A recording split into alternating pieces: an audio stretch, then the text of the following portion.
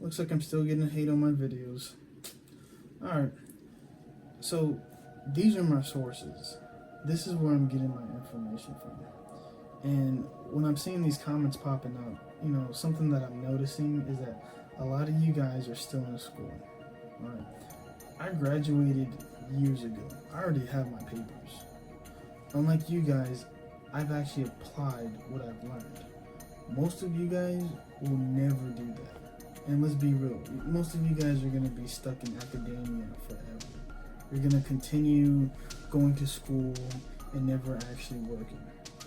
And on top of that, you know, I'd be surprised that if any of you guys had internships at this point. And let's be honest about those internships too. You know, you're not working on any projects. The only thing they have you doing is grabbing coffee and filing some papers, right? And the reason for that is because no one really wants to listen to someone who's barely taking calculus 2 or intro to physics. You know, we in the scientific community have been working with this for 10 years, 15 years. Hell, you have some people who've been working on this for 40, 50 years. Why should we listen to somebody who's barely in their second, third, fourth, or fifth semester, right? So what I'm gonna do is I'm going to break everything down, and I'm going to spoon feed you on why the earth is flat. So let's get into it. Alright, so let's get all our information that we're going to need to break all this down. So I already have everything set in place. So first things first, let's go over this. Other quantities such as force, velocity, and acceleration involve both magnitude and direction and cannot be characterized completely by a single real number. Let's go over here. The sum of two vectors can be represented geometrically by positioning the vectors without changing their magnitudes or directions so that the initial point of one coincides with the terminal point of the other. Alright. We're going to go over differential equations and linear algebra.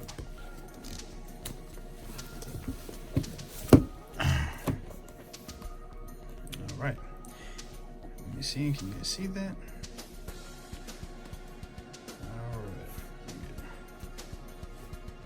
Alright. A proper node might be called a star point. All trajectories except for a single opposite pair are tangent to a single straight line through the critical point. This type of node is said to be improper. Alright, and it gives us an example of that. An improper node because all trajectories are tangent to a single line. Alright, so we went over that.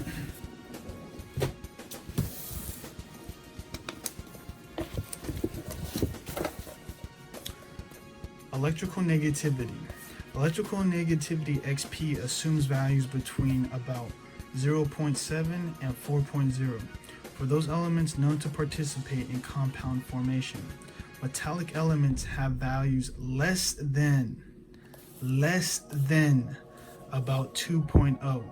Non-metals values greater than 2.0.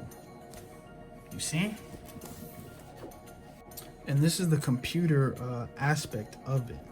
So the compiler doesn't have a clue how many elements are in the array pointed into it. All right, let's go right over here.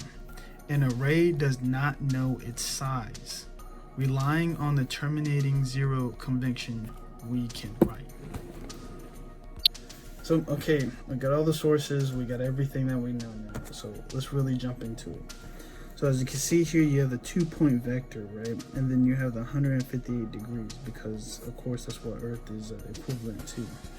Typically, it can't be 360 unless you're going off of the formula of pi being 3.174561. All right, and then we'll have to get our formula get going right here, and then we start plugging in everything right then and there. At that point in time is the only time we will get 158 degrees, right? But that's if. That is only if we're using that pi formulation. Right? Other than that, we don't get that. And you also have to correspond into all the other things. So now let's jump into why we get we have 158 degrees, right? BC2. It's because the sun's gravity is pushing down onto the earth. It's the space gravity also pushing down onto earth, and it's also the ozone pushing down onto earth. Alright. This is why the solar ice caps are melting, right? Right here in the North Pole and the South Pole. So this is why we have lakes, oceans, rivers, everything else in between. It's important to note that the gravity is constantly pushing down on Earth, right? The only time that we have gravity pulling is the magma from underneath the crust is constantly helping to expand that crust, you know. See, billions of years ago, I agree that Earth was a sphere. But when you have multiple gravity outlets pushing down onto Earth and only one pulling, you know, over time, you know, billions of years. This is a process that takes billions and billions of years. Over time, Earth has become a two-plane linear vector. You know, we're also going to start breaking this down in numbers of how we get this. And if you have a program that is ran in Haskell, I preferably that you use that, because you're not going to get this in a program that is, you know, it uses Java, C++, Pascal, Lisp, Scheme, everything in between. So when we look at everything right here, you have to get your formulas up and going. You can mostly find all this. I'm using this because I know a lot of you Cal 2 guys are going to understand what you're looking at right here. So I'm going to have to go ahead and plug in everything on this formula. So at this point in time, what you're seeing is different, the gravitational pushes and pulls, right? They're corresponding in the number of the outlets that are coming together.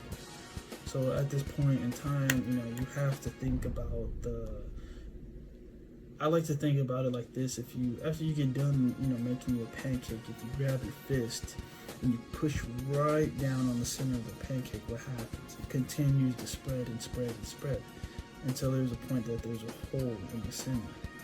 So that's typically what is happening with the Earth as of right now, and that's why it's a big deal on the polar ice caps being melted, because it's that constant pressure from the sun, it's that constant pressure from space, it's that constant pressure from the ozone layer, and the only gravitational pull that we're getting is from the magma and crust expanding. So that's actually a big deal, a big situation currently going on right now. So when you start plugging in everything right here, right, you'll start to understand and you'll start to see that, oops, where is it? Right. So what you start to see here is that this number starts reappearing again. This is the pi that you're typically used to seeing on how to do certain equations and things like that, but that's just not reality, right?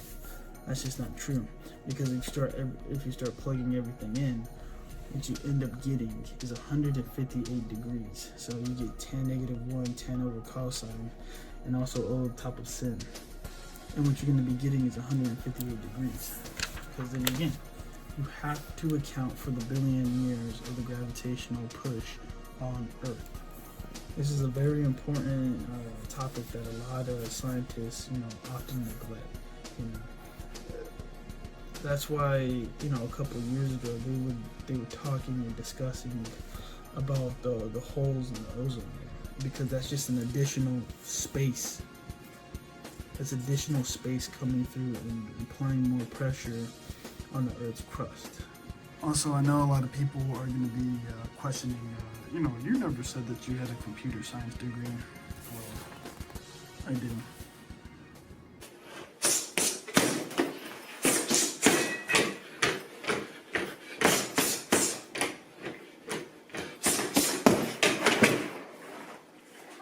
And this is me 10 years later.